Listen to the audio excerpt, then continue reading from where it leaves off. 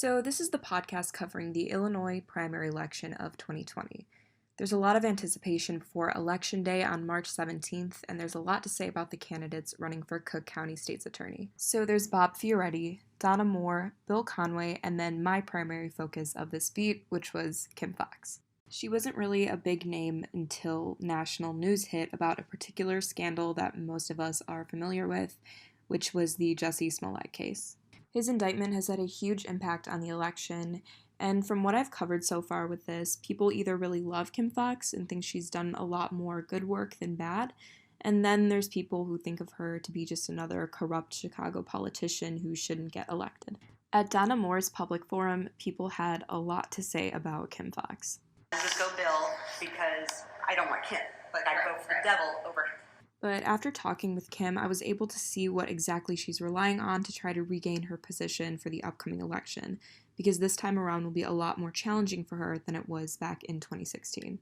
So regarding the whole re-election campaign, your opponents like Bill Conway are using kind of the description of distrust as a weapon against your agenda. What is your response to critics who solely focus on situations like the Jussie Smollett case? So I was pretty surprised with her answer to this. After addressing her opponent's strategies, she just sort of owns up to it. You know, it's in Bill Conway's interest to focus just on one case because it did garner a lot of attention. It garnered a lot of attention. There were a lot of questions. And as I've said before and will say again, we didn't handle it well and how we it told the public about how we do our work and why we did the case in the way that we did.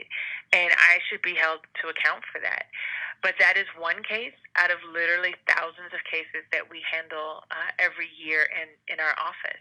And I will answer for that one case, but also talk about, the fact that while everyone was focused on talking about that case, we put the killers of, 9-year-old Tyshawn Lee behind bars. So then later on in the interview, I asked her about some of the factors that are advancing her campaign agenda. Speaking of Elizabeth Warren, how do you think her endorsement will affect your campaign from now till March? I think it will, for people who have not recognized the significance of the work that we've done on the ground, having a national figure elevate it, I think is important. There's been a lot of attention on, obviously, the presidential elections coming up. And so I think having a national figure say, hey, by the way, Chicago, you have an important race there, and saying that this race is significant and that she is supportive of mine, I think may refocus attention for people who have been really consumed by national politics to remind them of the significance of local politics.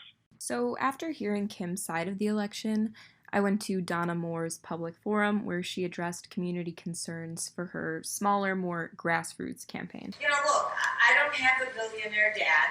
I don't have the machine supporting me because they don't like that I'm qualified. So I need your support. I need grassroots support, and I need the ability of the voters to say, you know what?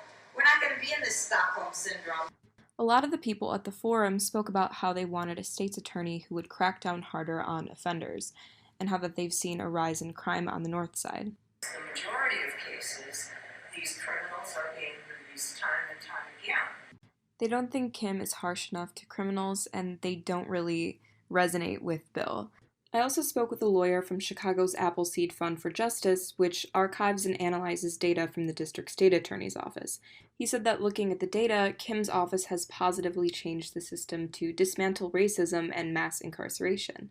1,063 Black and Latino people were sent to prison every month in 2012 after prosecutions by the Alvarez administration, and in 2019 the average was down to 706. The bottom line is, as the report said, and I'll quote, the decline has partially resulted from the state's attorney's office moving away from a culture that rewards mass incarceration to one that values rehabilitation and outcomes rooted in justice. So it's a tough call.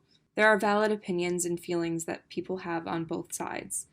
It's hard to know who will win Cook County State's Attorney, and there's a lot of factors affecting it this time around, but we won't find out until March 17th.